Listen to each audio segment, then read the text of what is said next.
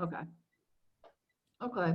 So, all right, well, let's just start out. We'll look at I'm not going to show the whole thing. I'm just going to show a little bit of the Michael Vick thing, and then we'll talk about it.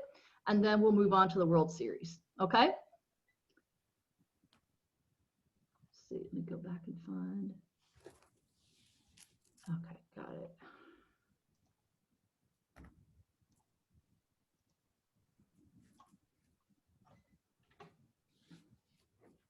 Did everybody see it? Yes, sir. When you make a mistake, you have to live with the consequences. I think he'll be remembered as the person who was involved in dogfighting. That's never going to be forgotten. Some people are never going to truly trust you. Some people are never going to truly allow you to let go of your past.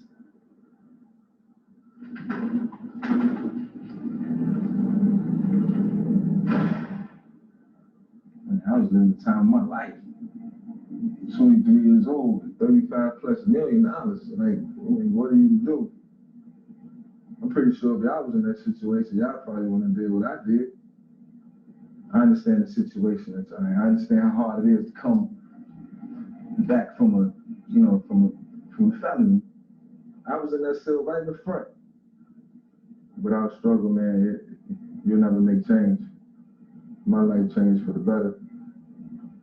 It is a blessing to see that you made it. Yeah. It gives us at least hope, saying that somebody else can have a second chance.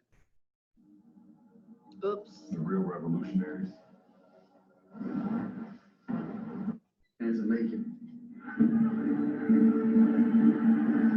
Like one of his runs, Michael Vick's path to redemption is at times winding and seems endless. The Michael Vick experience was a dance between trouble and triumph, on and off the field. When he was a kid who played tag, he was never ready.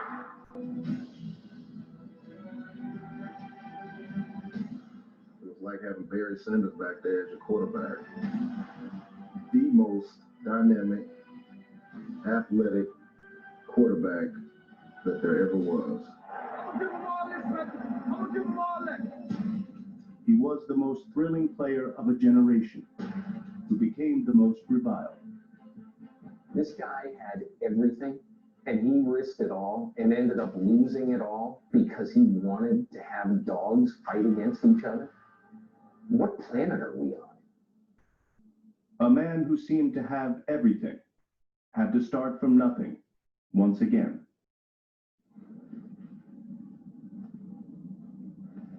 So I grew up right up in here. It's my house right here on the corner. Growing up, we always had more than most, but it still wasn't enough. I've seen a lot of things that I wasn't supposed to see. I've seen, dead cab drivers. I've seen, crack being slung. I've seen, shootouts. Not the easiest city to live in. Newport News is a tough town. Affectionately referred to as bad news from those of us that are from there. His dad, he didn't pay any attention to the kids. I did everything. My dad liked to run the streets. My dad liked to do his thing. My dad really went down the wrong path. Growing up with a dad that was on drugs, that was abusive to his mother. It's some things that he probably wanted from that relationship, but just couldn't get. It's like, is this the road that I take in life? Is this the road that I want to take in life?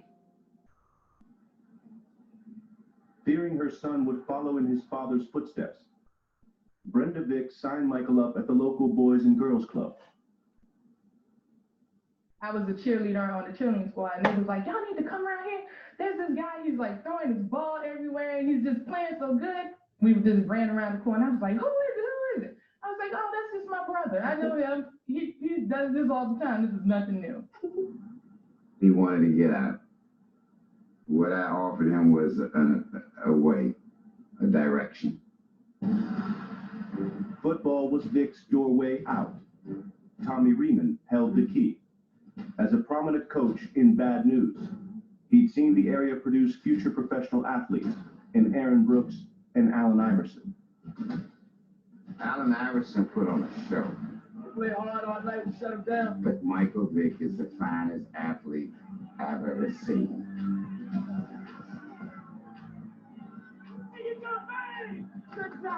Probably in ninth grade, the first time I heard about Mike.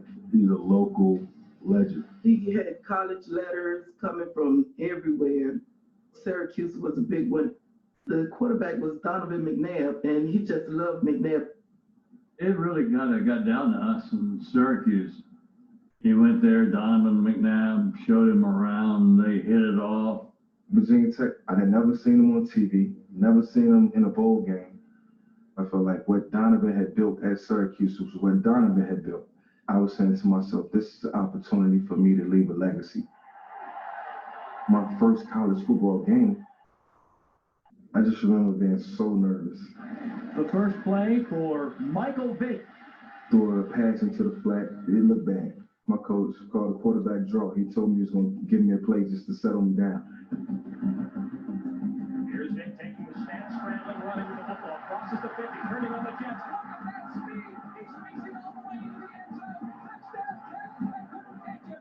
From that point on, it was over. Over.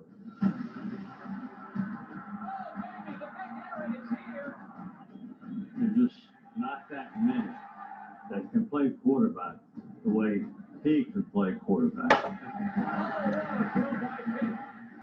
It just looked like something out of a video game. Out there freestyling, just doing crazy things. This guy is a big time player. He was just so much faster than anybody else on that field. Vick finished third in the Heisman voting as a redshirt freshman and took his team to the national championship game. Starting out the game, 2087. And right now, it is all Florida State. There was only one thing we could do, and that was fight back. And we had money, so I mean, you don't need much more than that.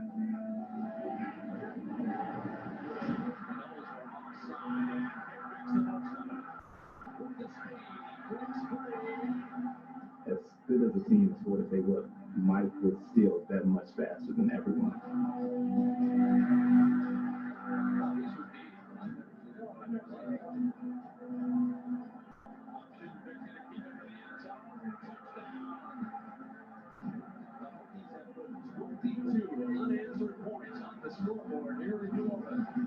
Then like we really got a chance to win the national championship.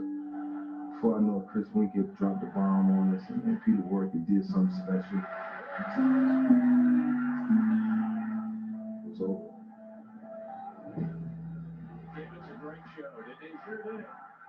He changed our program, he changed the university. The whole country was talking about Michael Vick the next day. Vick led the Hokies to another 11-1 season his sophomore year. The NFL was next.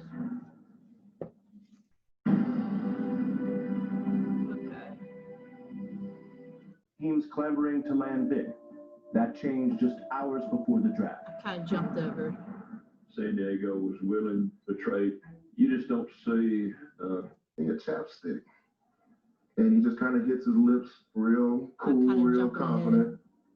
And everybody just kind of staying in the huddle like, and looking around like, did y'all see this cat? That drive.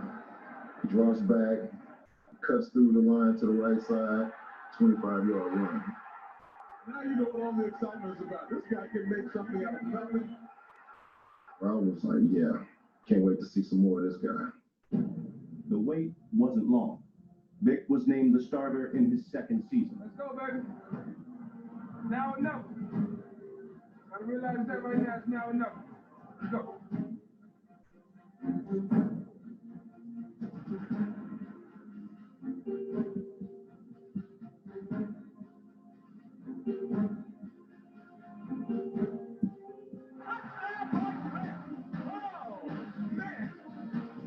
I've gone through that type of ability with John Elway, going, no, yes.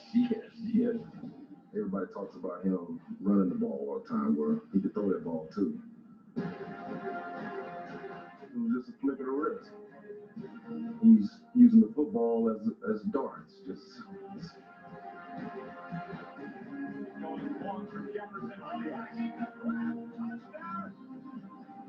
You have just seen Michael Jordan of the NFL.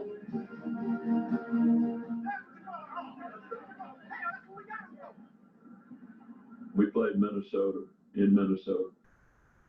One of the things that tried to get through to Mike was if they play man coverage across the board, when you don't see anybody open, they're not covering you. Vick ran through the Vikings man coverage for 173 yards, a single game rushing record for quarterbacks. What a superstar! Somebody pick up that jock at the 30 and give it back to a member of the Vikings.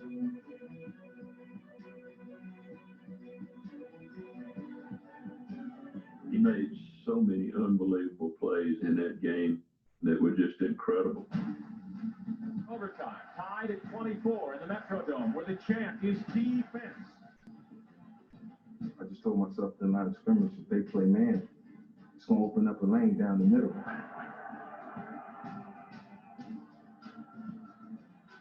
Big play action being chased, running near side, keeping the football.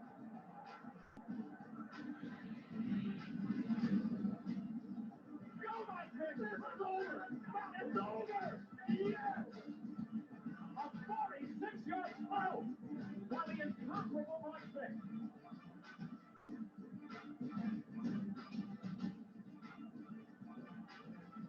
Wow, what a run! Oh, man! Still running! Right into the clubhouse! Right, the only game I didn't shake anybody's hand after the game because Mike runs into the tunnel and we just run in the tunnel with him. The game's over. It's overtime. Bye-bye. An 8-game unbeaten streak put Atlanta into the playoffs, where they faced the Packers, who had never lost a home postseason game in their 83-year history. Lambeau Field. Feel good, though. I think it's a little colder than what it was. Well, there's a runner and a passer, and he's in one body for Atlanta. His name is Michael Vicks. He told us to know about their history. We came in here to make history. He said, we're going to shock the world.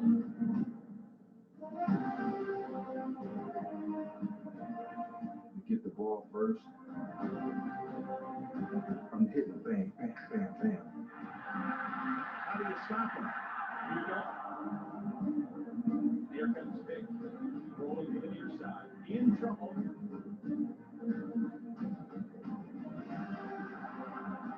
Vick gets away from one. He's still on his feet. Now he cuts it to the right side. He cut it to the middle. He got the first down. How did he do that?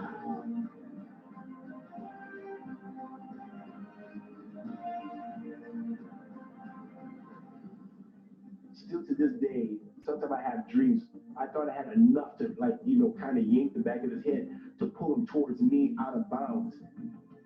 Michael Vick has control of it. He has everything. Michael Vick just makes it straightens out his face, and that's puts his helmet back on, right, and then goes back the other way.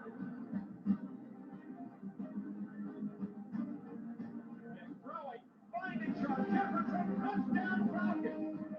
This is an amazing game by the Atlanta Falcons tonight.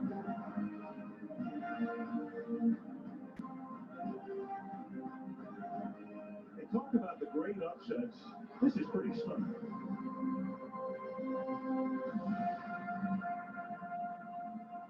You make history there. He did it 22 years old. Let's stop and think about that. How many people make history 22 years old?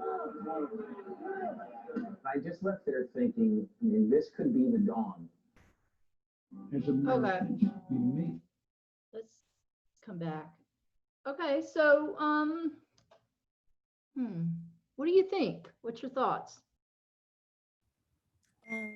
I think that he was a great player. He was a great athlete. He was one, besides Donovan McNabb, Michael Vick, they kind of paved the way for more Black quarterbacks in the league. You know, of course there were some before them, but like they kind of made it because before then it was just like Black quarterbacks, they were just athletic, like they could run. But like Michael Vick and Donovan McNabb showed that like they can also throw the ball as well. So I think he had a really good run in the NFL. So I hate that it ended the way that it did, but he was a great athlete and he did a lot for the NFL, and like he paved the way for a lot of what we see today in the NFL within quarterbacks. Watching those clips, I didn't realize how talented he really was. I mean, like, he could run. I mean, he could run and he could throw. I mean, he was like magic. I was really amazed to watch those plays. So what do you think? Like, see, I mean, he was really. Oh, my speaker just went out. It's something weird. Okay, can you hear me? My speaker is being weird. Okay, hold on. Okay, can you hear me? Okay. Yes, ma'am. Okay. My question wondered is, so this was an incredible he's a super athlete. Mm-hmm. And so if somebody does something immoral or something that makes a mistake in life or something like that, should they be allowed to still play? Jalen, are you there? Yeah, I'm here. Sean, what do you think? Do you think that, I mean, I didn't catch the rest of his story. He went to jail for a good while, as far as that pit bull fighting ring. And then when he came out, I had heard that he was trying to go to camp, or he was keeping in shape in jail, or Yeah, when he got out of jail, he played like 4 more seasons. okay. He played, I want to say he played 3 with the Eagles, and then he was the backup quarterback for the Steelers for about 2 to 3 years. So he still had a career after he came out of jail. There were it was still a lot of controversy around him coming back to the league. A lot of people felt like he shouldn't have came back, but then a lot of people was like, he has done his time.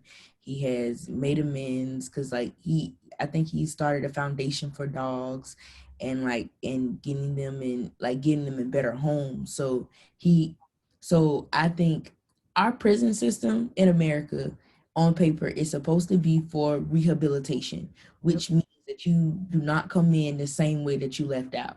And there are a lot of people who have gone in and have rehabilitated themselves and realized what they've done was wrong, and they deserve a second chance.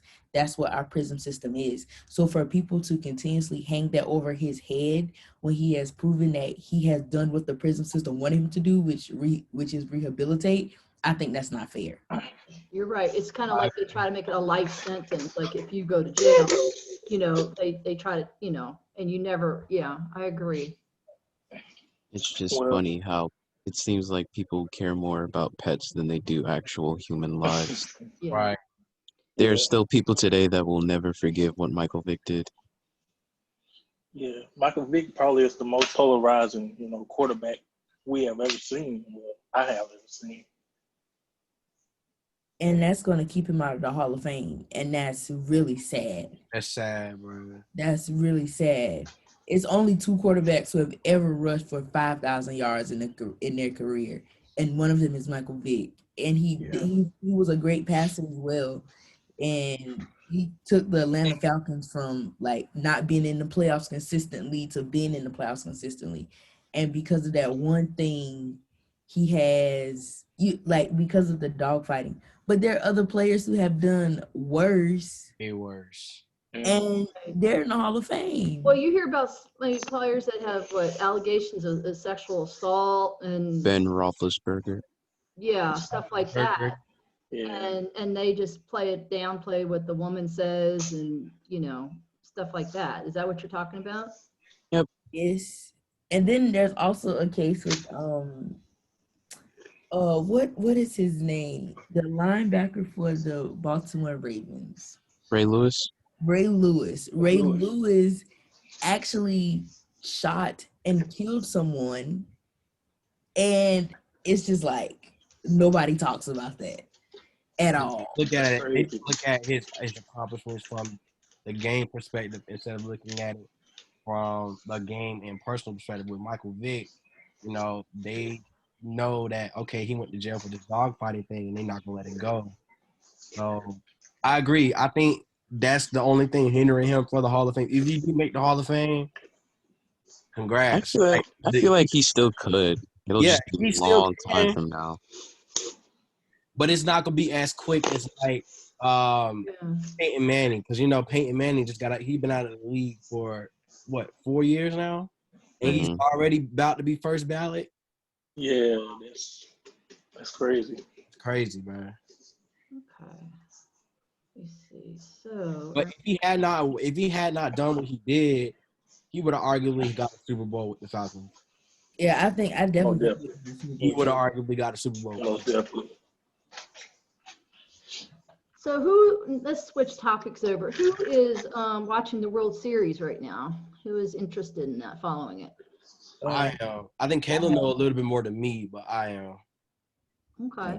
So I do have a clip from 1972 World Series. You want to see a couple minutes of that, or you want to move on to the next topic? The next topic. Next topic. I mean, if it's from the World Series game from last night, I mean, I don't mind watching that. All right. I know is I feel you. All right, next. I'll click that off. I have another one. He would have been thrashing Kershaw about his ERA being so low, but Oh, here we go. All right. Capital One Venture Hold Card, on. you earn unlimited double miles on every purchase every day. Objection. Overruled. And right Sorry. now, earn 100,000 bonus miles when you spend $20,000 in your first year. I'll allow it. What's in your wallet? ESPN. Okay, so I have an ESPN clip. The Rays versus the Dodgers World Series matchup. Keyshaw, J. Will, and Zubin. yes. I got that right? Bart Scott was on for today. Okay, so we got, can you see the YouTube previewing the Rays versus Dodgers? Yes. Thank you. Atlanta sports are cursed. Yeah, Atlanta is very cursed, bro. Everyone knows we gave up sports. I'm just mad that the Twins are playing. Entertainment industry.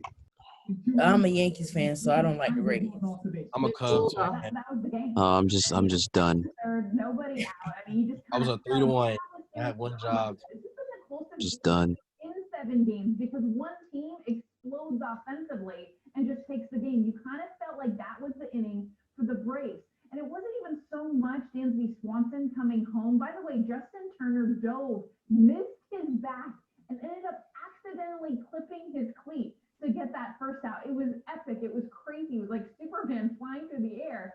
And then the fact that Austin Riley got thrown out at third, that was the killer. You can't have that happen. You talk about mental error, a double play with runners at second and third when you're rallying. That was the difference in the game. That's why the Braves lost. Jessica, we were down 3-1 and we trailed in the seventh most of the way, but then we figured out how to win the game. How does that help us moving into game one? I mean, it's huge. And I mean, you guys get this, both of you. I mean, just the understanding of momentum, confidence, all the things, the fact that they were down. I mean, even Mookie Betts talked post-game about, we've never been challenged this year. Like, we've been kicking everyone's tail. There's been no doubt of how good we are until this series. So their backs were against the wall. And you got, I mean, both of you, like, understand, like, when you're tested, true character, true team, like, all of that comes out. And not only excited to be able to win this championship series in the way that they did, but really just understand who they are as a team beyond just talent.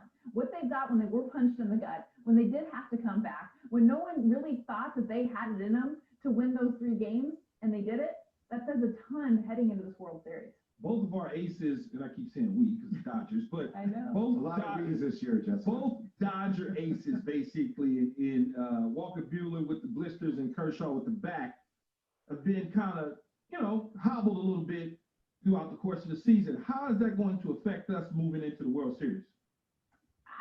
I think for Walker Buehler, it's a non-factor. Seeing him in Game 6 come out after the blister issues in Game 1 and just straight up deal. I mean, that guy, even when he doesn't have his best stuff, is just so good. I am concerned with Clayton Kershaw, but the good news is, Keyshawn, is it isn't about Clayton Kershaw. It isn't all about him anymore. In the past, they ride or died on that arm, on what he could do, and the pressure that he held because of that. And so I feel like this is a different team. We saw Julio Urias. First of all, Clayton Kershaw was in the bullpen in Game 7. He went out there. He wanted to get in this game somehow, some way. The difference is game. They have other starters that can come in and be able to pick up between Dustin May, Tony Gonsolin, and again, Julio Urias, like, flat out dominated. He was in 3 innings, 9 up, 9 down, sit down. That was the closer. They didn't even have to have Kenley Jansen come into this game. Jessica, any concerns for the Dodgers and Cody Bellinger, considering he popped his shoulder out after making that home run during the celebration? It's actually crazy how often that happens. Like, I know it sounds disgusting and crazy, but I don't have any concerns. This is an issue that he's actually dealt with in the past. I've had 3 or 4 of my teammates that have had, like, where literally their shoulder could pop out of place, pop it back in. It's not fun. It's not pretty. Doesn't feel good. But at the end of the day, it's something that he clearly has had to deal with in the past. He was actually joking about it in the outfield, talking to family members and saying what happened with a smile on his face. So I'm not concerned. That guy is going to continue to rake and do his thing. Yeah, there's no doubt about it. Their offense is so powerful, and this has to go up against the pitching of the Rays. How do these teams match up? You know, exactly that. It is the pitching of the Rays that they are known for. And if I look at the Dodgers and how they line up just better offensively. So you flip it, okay? So the Dodgers have the pitching. Keyshawn was just asking about how their pitching looks against now the Rays. The Rays win via the long ball. That's how they win games. And if you take out Randy Arozarena, this team in the championship series hit a $183. They have one guy that has carried them offensively, and it's really been one way, and that's the long ball. You guys know this. You can't rely on that one thing. As much as we get geeked up, we love the home run.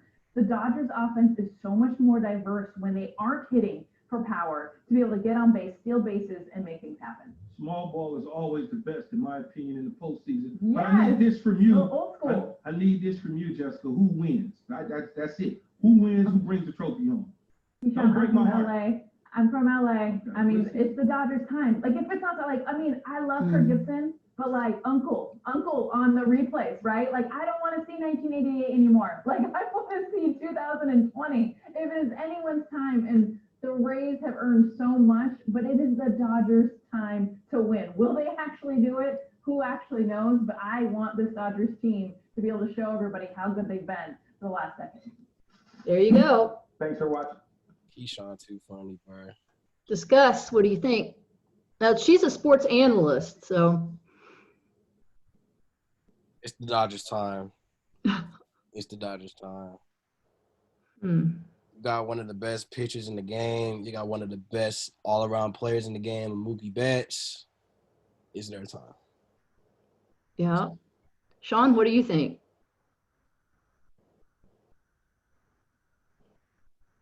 Demetrius, do you have any thoughts about this, or do you want to move on? Just like Jalen said, it's the Dodgers' time. But I think they're just too good right now. So who do you predict's going to win the World Series? The Dodgers. Dodgers in 5. Yeah. Okay, we'll see. We'll see.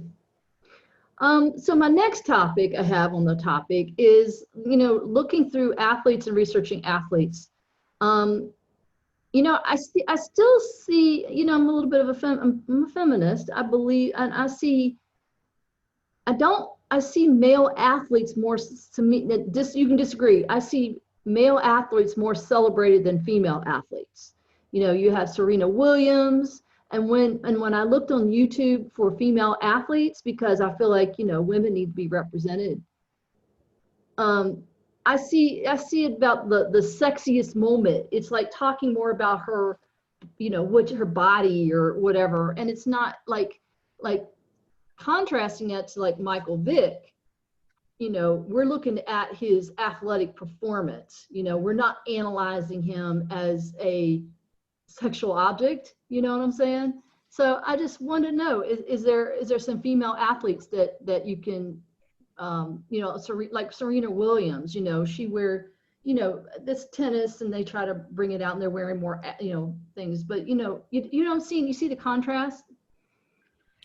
I definitely see the contrast, and it's just it's weird. It's weird, and I think it's unfair because there are so many great female athletes in the world, and they don't get the recognition they deserve for their talent. I think maybe the most we see is with Serena Williams. And even then, sometimes they still don't give her the credit that she deserves. I remember when they wanted to give, when she won out of the 5 majors, she won 4 majors out of 5, and they were trying to vote her female athlete of the year, but they wanted to give it to a horse. And I was like, Gosh. what sense does that make? What sense? This woman has won 4 majors in that time, and you want to give it to a horse? Yeah, I agree. And Like a physical horse?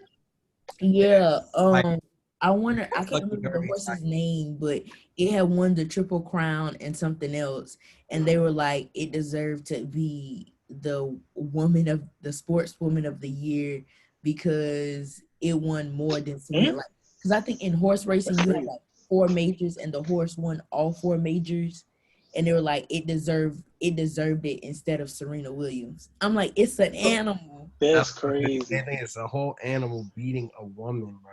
That's And crazy. if you look at when she won the one, she talked about it in her speech. How that made her feel. And and right now I've just pulled up something, and like I said, I start thinking, gosh, I show so many male athletes in football. It's so, I mean, I always wonder, well, why isn't there a women's football league? Like a NFL women's football league. I mean, we do have a women's basketball league now, but it seems kind of It was something kind of like I that. think, go ahead. It was something kind of like that back in, I believe, 05, 06, where they had it like the Arena Football League or something like that. No, that was like lingerie arena football. Right, but that's the Talk about what used to come on like VH1 but or it used to come on like VH1. right. I guess. But they That was have to the closest sexualize female yeah. athletes. That's my point, though. You know what I'm saying? Right. Why do they have to make her a commodity instead of Or she's a like great athlete? even when Serena, they was trying to say that time like, oh, she was getting like real mouthy and being a sore loser. Why is it that guys are allowed to have like a whole lot of emotion in their sports, but when a girl have it, it's a problem? Exactly. I've got another example I got pulled up right here. 2018. 2018 U.S. Open highlights: Serena Williams dispute overshadows Naomi Osaka's final win. That was controversial. I think that's the one I'm talking about. I think so. I'm getting ready to show it to you. Wait, it might not be. I'm not sure. There was a cute. That's how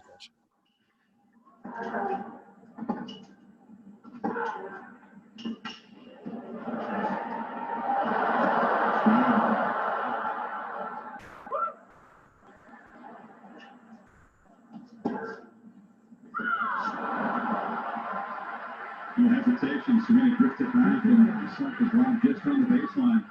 Oh, it's almost in the chair. We don't have any code, and I know you don't know that, and I understand why you may have thought that was coaching, but I'm telling you it's not. I don't cheat you in for the rules. I'm just letting you know. With a coaching violation, I guess there's a thumbs up, and Serena's setting him straight. That is not coaching. I don't cheat to win, I'd rather lose.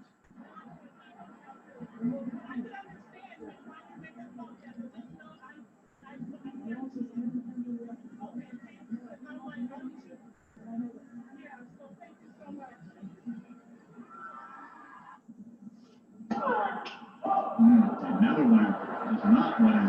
Give away the momentum that was so hard to win in the first place. I was just going to say she's certainly better this set, and then she had 2 double faults. Great back point for Osaka.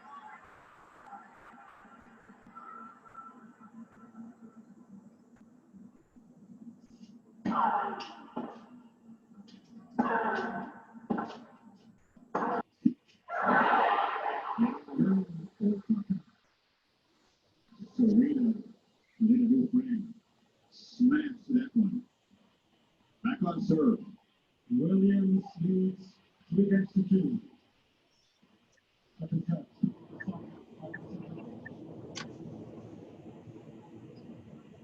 Check violation going to be used.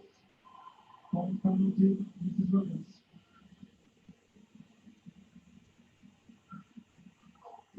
Colorful backhand error and took it out of the frame.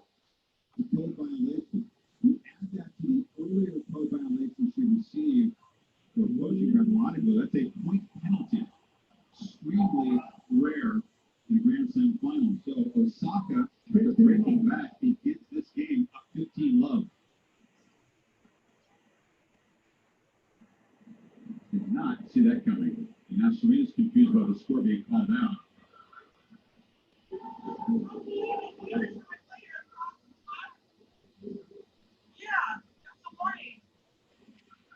I didn't get coaching. I didn't get coaching.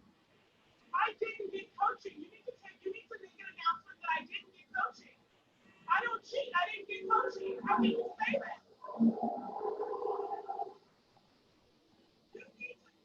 owe me an apology. You owe me an apology. I have never cheated in my life.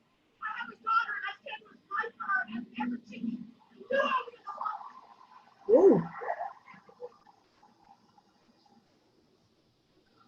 I think she's more upset about the insinuation that she was cheating than anything else. I mean, she's strongly stood against that, and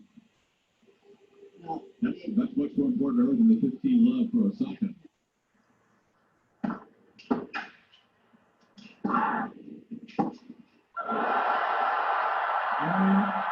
And Osaka breaks in front. Second set. Fourth.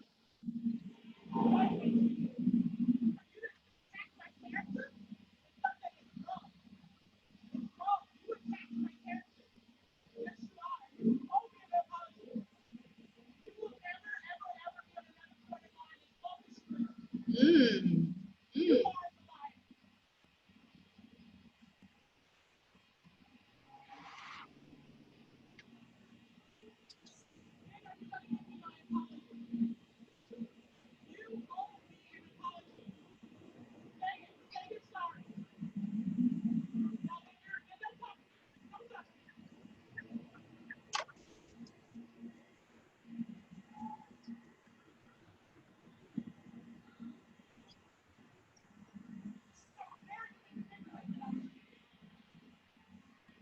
Serena Williams so fuming from his promise.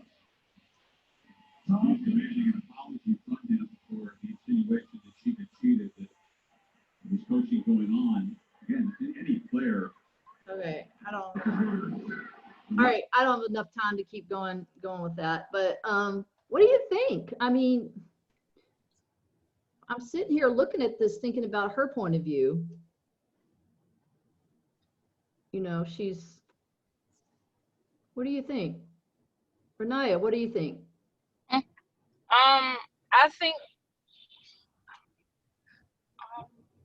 I think that even though, like, look at Serena, she been like in the game for like a long time, and for them to still try like to pull that card, it's like it's wrong. And then the thing is, even in other sports, like okay, like LeBron, I'm gonna use LeBron for example.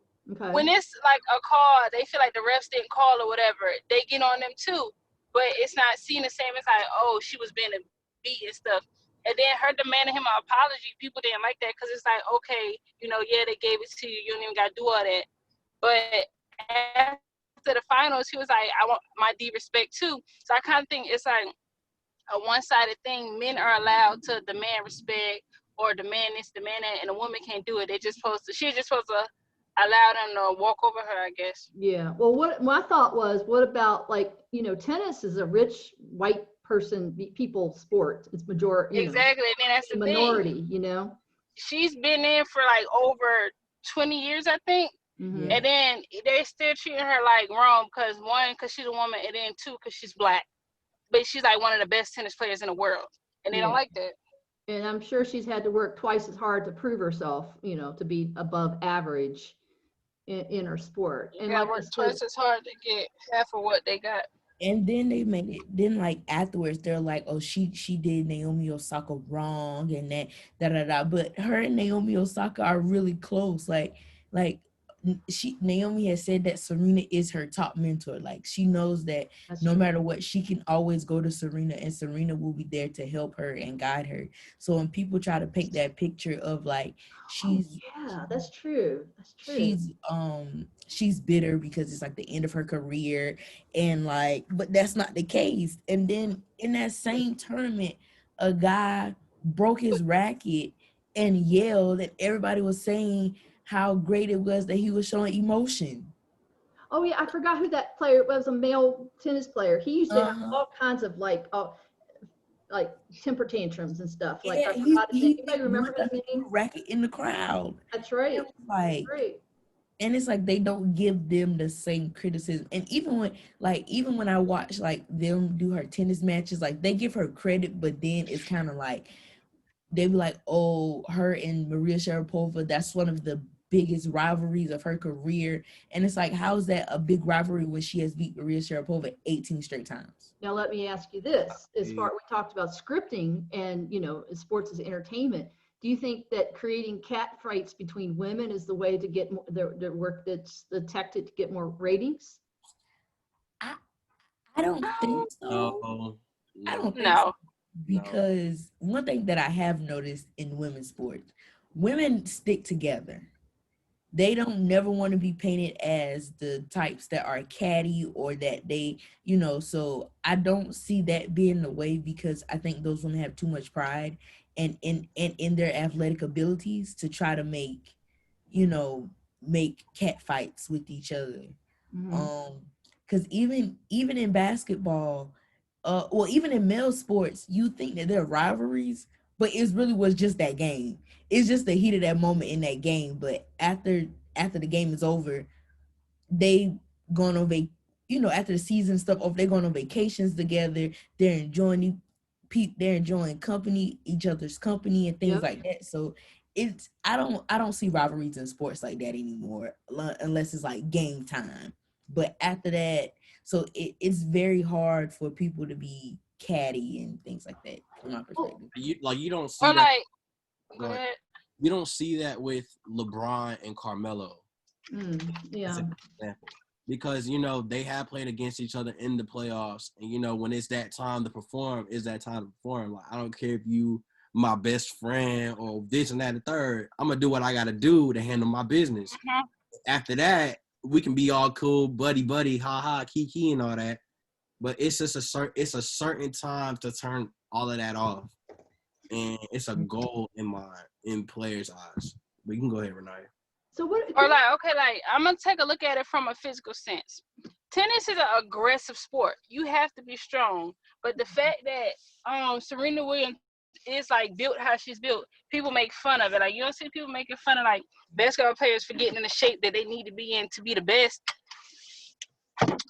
I feel you. Understand, like, she's a woman or whatever. Like, I keep using LeBron as an analogy because, like, I don't know why, but like he already said, he spends more than $1 million on his body.